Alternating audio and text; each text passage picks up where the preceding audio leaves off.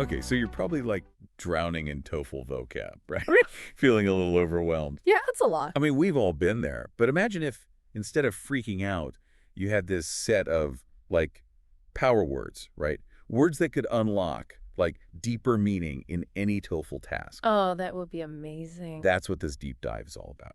Yeah. We're looking at 10 words, and these aren't just any words. They're not just about definitions. They're about like mastering the entire exam. Yeah, absolutely. I mean, think of them like tools for like dissecting reading passages, Yeah. like nailing those speaking responses and like crafting those persuasive essays. Yeah. Really, it's about showing off those critical thinking skills, which is what the TOEFL examiners are really looking for. Okay, so let's like lay out our weapons, right? Our arsenal.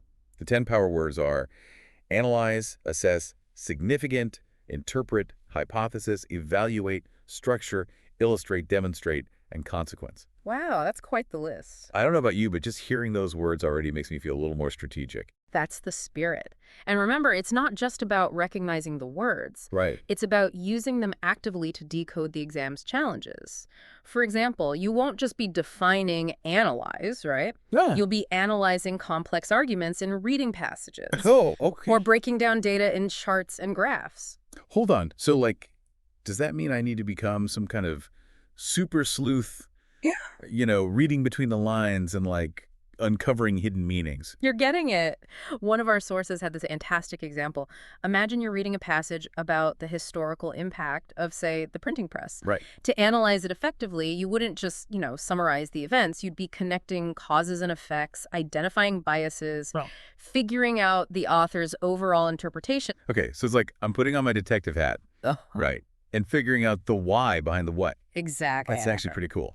It is. And this applies to other words like assess, too. You won't just be defining it. You'll be assessing the validity of arguments, in those speaking tasks or weighing different perspectives in your writing responses. So let's say I'm presented with two, like, totally different viewpoints on a topic, like, say, the benefits of online learning.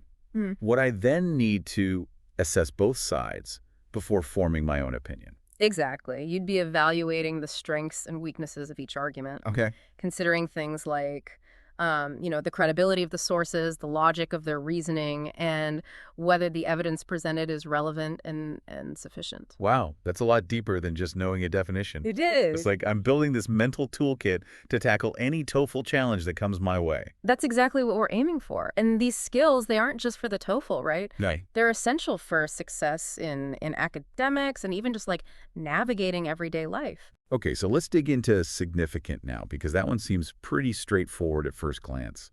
But I have a feeling there's more to it than, meets the eye. Yeah, you're right. On the surface, it just means important or meaningful, right? Yeah. But on the TOEFL, it's about prioritizing information. Oh, okay. For example, imagine you're asked to discuss, factors that contribute to a healthy lifestyle. Okay. You wouldn't just list every single factor you can think of. Right. I need to, like, focus on the ones that have, like, the most impact. The ones that, truly make a difference, right? Precisely. And this applies to every section, too. Whether you're speaking, writing, or reading, you'll be constantly, bombarded with information. Your ability to sift through it and identify what's truly significant will be, like, super crucial for your success. Okay, so it's like I'm learning to, like, filter out the noise and focus on the signal. That makes a lot of sense. Now, what about interpret? I feel like that's a word we use all the time, but maybe not always in the TOEFL sense, Well, you're right. In everyday life, we're always interpreting things, right? Yeah. Like art, movies, even like people's behavior, right? Yeah. But on the TOEFL, you'll be interpreting academic texts, lectures, conversations, and visual materials. And this means going beyond the literal meaning and understanding the underlying message. One of our sources mentioned interpreting a chart that shows population growth trends. So it's not just about reading the numbers. Right. It's about, like, understanding what those numbers tell us about the bigger picture. Exactly. You'll need to draw conclusions, identify patterns, and even predict future trends based on the data presented. This skill is especially crucial for understanding like complex research findings or, scientific theories. Wow, it's like I'm learning a whole new language. Yeah. The language of critical thinking. This is definitely making me, like, rethink how I approach the TOEFL. That's the goal. Now let's move on to hypothesis, because this one often throws people off. But it's actually not as complicated as it sounds. Yeah, I always associate it with like science labs and like complicated experiments. Does that mean I need to become a scientist to conquer the TOEFL? Not at all. Just like interpret. Hypothesis plays a slightly different role in the TOEFL world. Oh, okay. It's about understanding the logic of scientific inquiry and how researchers, test their ideas. Let's say you're reading a passage about a study on the effects of sleep deprivation on, say, memory performance. Okay. Okay. So the hypothesis would be like the researcher's initial prediction about what they like expect to find, right? Exactly. You'd need to understand how they designed the study, what kind of data they collected, and whether their findings supported or refuted their initial hypothesis. Okay, so it's like I'm like following the researcher's thought process and seeing how they like arrive at their conclusions. That's pretty fascinating. Now I'm starting to see how these words are like puzzle pieces. They all fit together to help me understand the bigger picture.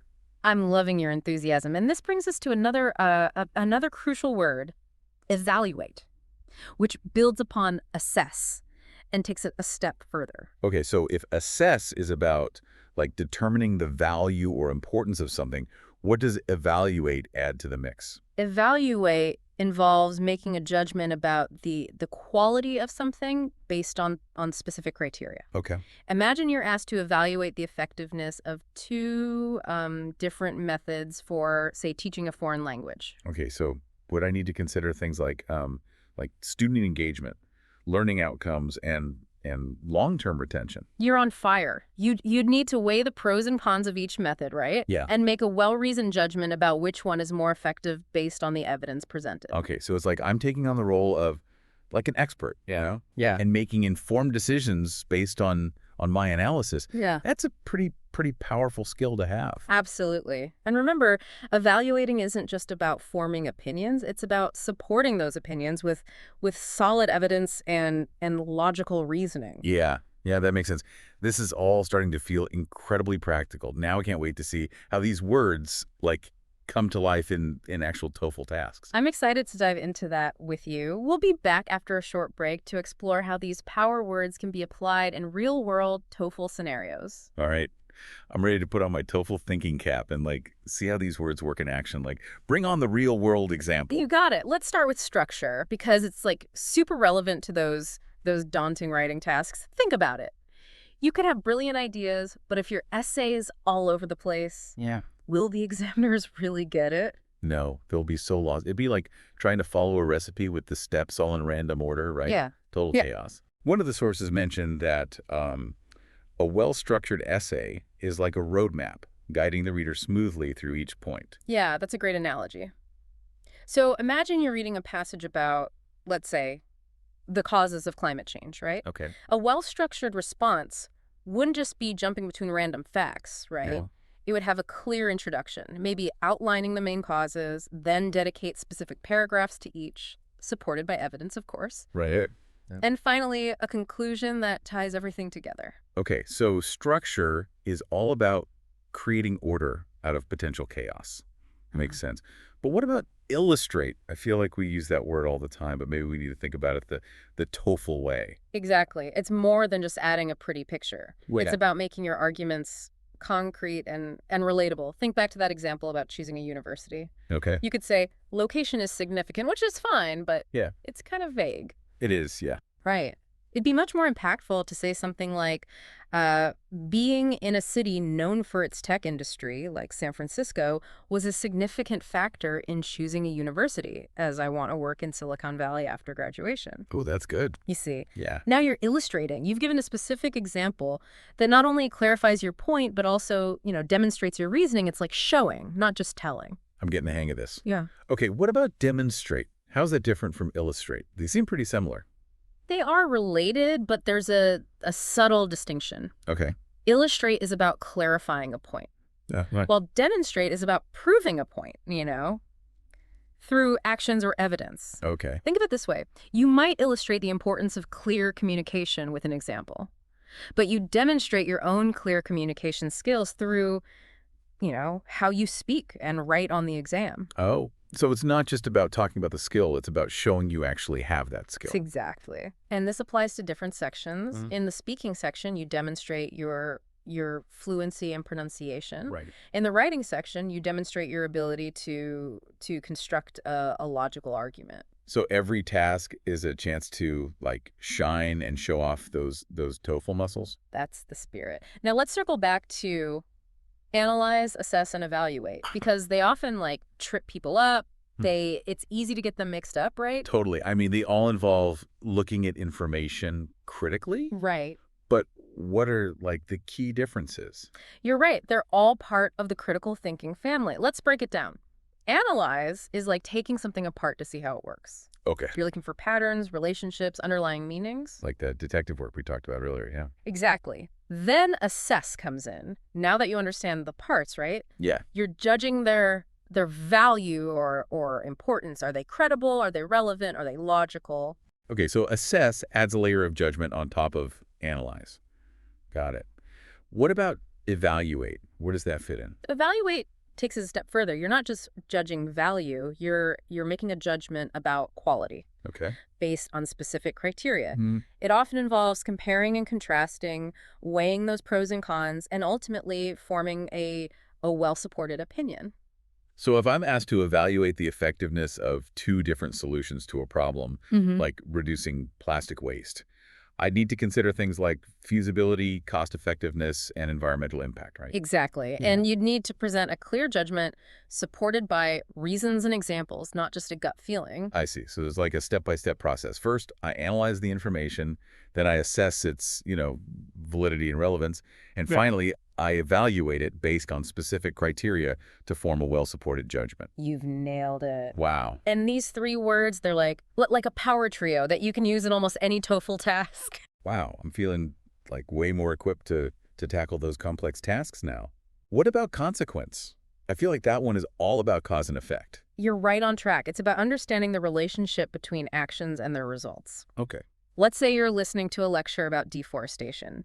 You'd need to understand not just what deforestation is, but also its consequences, Right. like habitat loss, climate change, and decreased biodiversity. Oh, I see. So it's not just about defining the problem. It's about like understanding its ripple effects. Exactly. And this skill is crucial for the writing section, too. Imagine you're asked to discuss the consequences of, say, rapid urbanization. Okay. You'd need to present a clear chain of cause and effect supported by evidence and examples. Okay. Consequence is all about seeing the bigger picture, understanding how things are like interconnected. You got it. And just like the other words we've discussed, this skill has value, far beyond the TOEFL. Understanding consequences is essential for making informed decisions in all aspects of life. Yeah, that's true. I'm starting to see how these like seemingly simple words are actually superpowers in disguise. That's the beauty of it. And the more you practice using them in the context of, TOEFL tasks, the more natural and intuitive they will become. This has been so insightful. But before we like wrap up, I'm curious about something. We've talked about how these words can be used in different sections of the TOEFL, but are there any like specific tips for using them effectively in the speaking section? That's a great question. The speaking section can be particularly, nerve-wracking for many test takers. So let's dive into some strategies for using these power words to boost your confidence and clarity. Oh, okay. I'm all ears. Hmm. So how can I actually like use these power words to like sound more confident and fluent when I'm speaking? Like I'm already imagining myself just like fumbling for words when that timer starts, I hear you. Time pressure, it definitely adds to the stress, but that's where Yeah. preparation comes in. Mm. So when you're practicing those speaking responses, right, try to consciously incorporate these words into your answers. Okay. It'll feel a bit forced at first, Right. but trust me, it'll become second nature over time. Okay, so it's like I'm training my brain to think in TOEFL terms, even when I'm not like actively taking the test. Exactly. And here's a pro tip. When you're responding to a speaking prompt, don't be afraid to use phrases that signal you're about to analyze, assess, or evaluate something. Okay. For example, you could say something like, let's break this down, or, when weighing the pros and cons. These phrases, they not only showcase your vocabulary, right, but also they give your response a more structured and sophisticated feel. Oh, I like that. Right. Like I'm giving the examiners a sneak peek into into my thought process. Precisely. Another helpful tip is to use these words to connect your ideas, smoothly. Okay. For instance, you could say, building on this point, or as a consequence of this. These transitions demonstrate that you're not just, listing random ideas. You're building a coherent and well-reasoned argument. So it's like I'm weaving a tapestry of words, each one carefully chosen to create a beautiful and persuasive, like, final product. I love that analogy. And remember, confidence, it comes from practice, right? Yeah. The more you familiarize yourself with these words and how to use them effectively, the more confident you'll feel when that spotlight's on you. This has been like such an eye-opening deep dive. It has been. I feel like I've gone from feeling overwhelmed to feeling empowered. Really? Like I actually have a plan of attack now for the TOEFL. That's fantastic to hear. And remember, it's not just about memorizing definitions, right? Right. It's about understanding how these words, how they function as tools for critical thinking, analysis, and persuasive communication. It's like we've unlocked a secret code, a language that will help me navigate the complexities of the TOEFL with confidence and clarity. Exactly. And the best part, these skills, they're going to serve you well beyond the exam. Okay, good. They're essential for academic success, professional growth, and even everyday decision-making. So it's not just about acing a test. It's about becoming a more effective communicator and a critical thinker. Absolutely.